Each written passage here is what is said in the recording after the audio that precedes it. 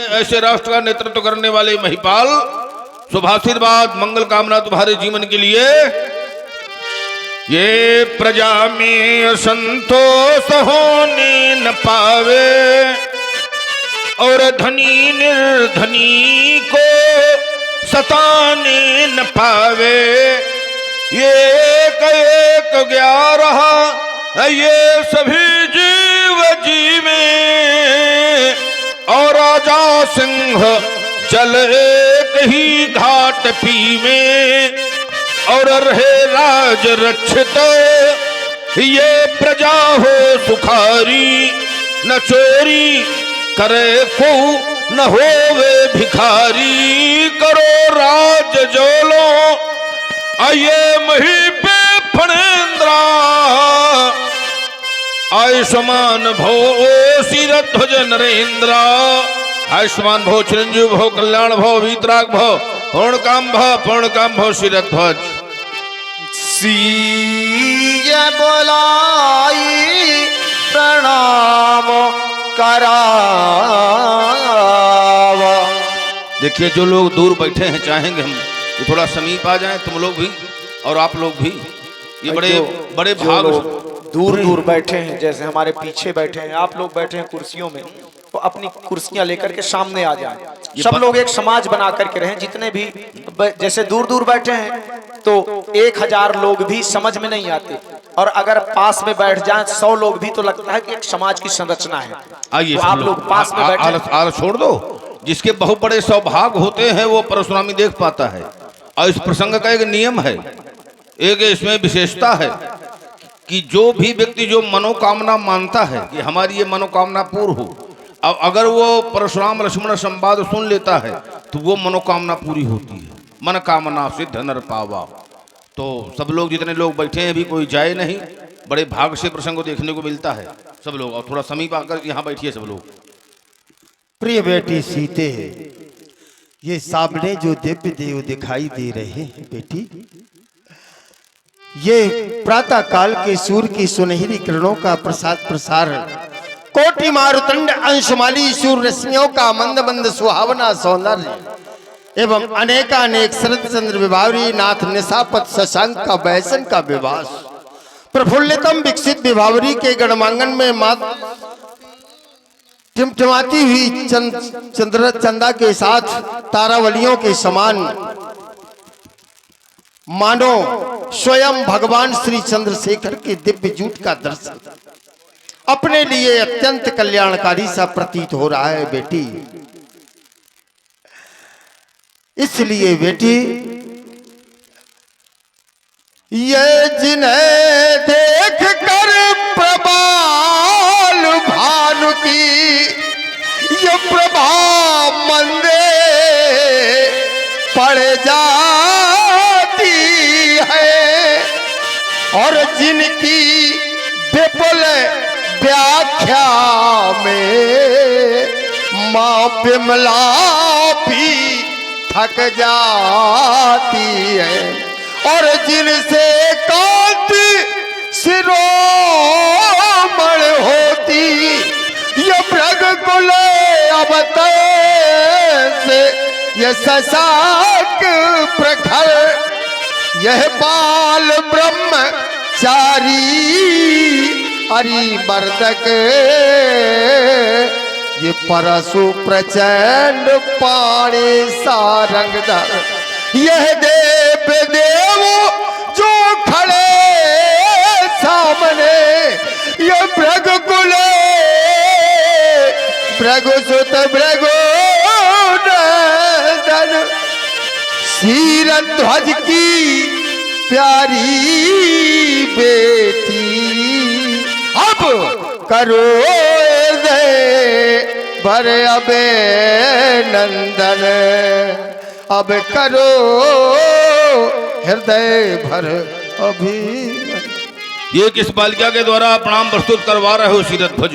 जिस बालिका को देख करके शांति कांति और क्रांति का अनुभव हो रहा है, जो बालिका अपनी दिव्य सुंदरता के माध्यम से विश्व की संपूर्ण छटा को लज्जित कर रही है, ऐसी दिव्य बालिका, अनुपम बालिका, पंकज कली के समान प्रतीत होने वाली सुंदर बालिका कौन है शीरध्वज? ये भूपति तुम्हारे भवन भगीरथ, गंगा सी लहराती, खड़ी सामने कौन बालिका मंद मंद मुस्काती। आ देखो डूब चले नभ के सब उड़गन, और छुप भी गया निशाकर। झांप लिया संध्या ने भी मुख आंचल से शर्मा कर। ये काले केस शेष समलट के अफन फनन फनन फुंकारे। अंग सपेरे भूषण बीणा झन झनन झनन झनकारे। बोलो विदेह क्यों मौन खड़े हो, मन मेरा सच्चाता।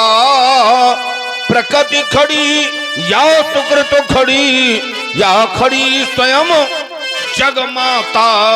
बालिका का पूर्ण परिचय जानना चाहूंगा सीरथ ध्वज। देवता, इस बालिका का पूर्ण जीवन परिचय आपने कहा, यद्यपि उस घटना को मैं स्मरण भी नहीं करना चाहता। मेरा हृदय सहसा कांप जाता है देव। एक बार बहुत काल पहले, हे देवता, कि सुभाति मैं वर्णन करूं, मैथिली की प्रभु करुणा कथा। कप कपा रहा मम पाचस्थल। क्यों? क्योंकि आई प्रभु दारो व्यथा। और वो व्यथा क्या थी देवता? कि बरसा न जल जन जन बिकल। यह अवधि 12 वर्ष की, और मचल रहा मम मने मानस। क्यों? क्योंकि युक्तियां सफल ना हो सकी। यद्यपि मैंने अनेकों तालाब खुदवाए, बावड़ियां खुदवाई, कुएं खुदवाए, परंतु कोई भी युक्ति उस समय काम नहीं आ सकी। ये तपता धरातल चतुर्दिक, भूतल तबा इव जल उठा। तब दे ऋषि के दर्श से आशा का उपवर खिल उठा। ब्रह्मा सुवन सिख मान ही है, दंपति कृषक हम पर गए। और कर में लिए कंचन का हल, कर्षण धरा का कर रहे। और देवता वो स्थिति बनी हुई थी कि बरसा रहा था ये रवि अनल, भूतल तबाइव जल रहा। और चल रहा ये सनसन पवन, तन से पसीना ढल रहा। और देवता दक्षिण दिशा जब हल गया, क्या हुआ? सहसा ये धरातल हिल उठा। और ये फट गया धरा का चिरंग। और मेघ गर्जन हो उठा। और उस धरा के फटे हुए भूभाग में जब मैंने झांक कर देखा तो भूगर्भ से स्वर्ण में सिंहासन, अब अग्नि मैं ऊपर उठा, ये कन्या जो था कन्या सिंहासन रूढ़ लख, गद गद हृदय मम हो उठा, तुझे पालित पुत्री मम भूमि जा, जो सन्मुख छटा छवि छा रही, आशीष दे प्रभु भारिगो, ये सन्मुख शीस झुका रही। धन सिर ध्वज, महिपाल हो तो तुम्हारा जैसा हो। मिथिला में 12 वर्ष का भीषण अकाल पड़ गया और ऐसी स्थिति में तुमने धैर्य और साहस का त्याग नहीं किया। ये कितने बड़े अचरज की बात है कि जिस देश में 12 वर्ष तक जल वृष्टि न हो और वहां का राजा अपना साहस न छोड़े। बहुत से लोग थोड़ी सी आपत्ति आ जाए तो तुरंत कहो फांसी में झूल जाए, कहो आग लगा ले और कहो जहरे खा ले। अब विशेष रूप से ये लोग सुख हर सही जड़ दुख बिल खाही, अदोषम धीर धर मन माही। धीर पुरुष सुख में दुख में एक रस बने रहते हैं। जन्म मरण दुख सुख सब भोगा, हानि लाभ प्रिय मिलन भी योगा, काल कर्म बस हो ही गोसाई, बरबस रात दिवस की नाई। जन्म मृत्यु हानि लाभ दुख सुख संयोग वियोग, ये कराल काल की प्रेरणा से दिन और रात की भांति आते हैं और जाते हैं। जिस प्रकार से नदी में बहने वाले बालू के रजकण, नदी देखा है तुम लोगों ने? नहीं देखा? यहां कोई नदी है आसपास? तो जिस प्रकार से नदी में बहने वाले बालू के रजकण जल के प्रवाह के कारण एक दूसरे से मिल जाते हैं और जल के प्रवाह के कारण ही एक दूसरे से अलग हो जाते हैं। सब लोगों का मिलन परमात्मा की कृपा से और कराल काल की प्रेरणा से होता है। बड़ा सौभाग्य होता है जब एक समय में एक गांव में एक स्थान पर बहुत से लोगों के रहने का सौभाग्य प्राप्त होता है। और जब वियोग हो जाएगा तो फिर ऐसा संयोग कभी नहीं बन सकता कि एक साथ सब लोगों का मिलन हो जाए। उस समय को बहुत सार्थक मानना चाहिए, बड़ा सदुपयोग करना चाहिए। जल की समस्या का हल नहीं निकल रहा था, देवर्षि नारद का आगमन हुआ, उन्होंने जल की समस्या का हल बताया, तुम्हारे द्वारा हल कर्षण किया गया। जनमानस को एक संकेत दिया गया कि कृषि तंत्र को सुदृढ़ करना बहुत आवश्यक है और इसीलिए तुमने विशेष रूप से कृषि में ही ध्यान दिया। आज भी उसे लगे हो। अब परमात्मा कृपा से सब संपन्नता है और ऐसा होना भी चाहिए। यथा धर्मशीलन के दिन सुख संयुक्त जाहि। जब व्यक्ति धर्मात्मा होता है, दानी होता है, तो उसका संपूर्ण जीवन सुखमय होता है। तो बालिका का प्रादुर्भाव धराधाम से हुआ है। तो बालिका भूमि की पुत्री है और यहाँ जितने लोग बैठे हैं ये सब लोग किसान हैं। तुम लोग भी सब किसाने होगे। अब किसान भूमिपुत्र होता है। कभी कभी अतिवृष्टि होती है, कभी अनावृष्टि होती है, कभी कुसुमे वृष्टि होती है और कभी ऊपर वृष्टि यानी पत्थर गिरने लगते हैं, कृषि तंत्र नष्ट हो जाता है। तो बालिका के माध्यम से धरती माता का एक संदेश है ताकि समय समय पर वर्षा हो, अन्न की उत्पत्ति हो और ये समस्त किसान प्रसन्न हो। तो इन समस्त किसानों की ओर से बालिका के माध्यम से इस पृथ्वी माता का एक संदेश, अब जा बेटी तू जा, जा सीते तू जा, कह देना धरती माता से अधिक अन्न उपजा।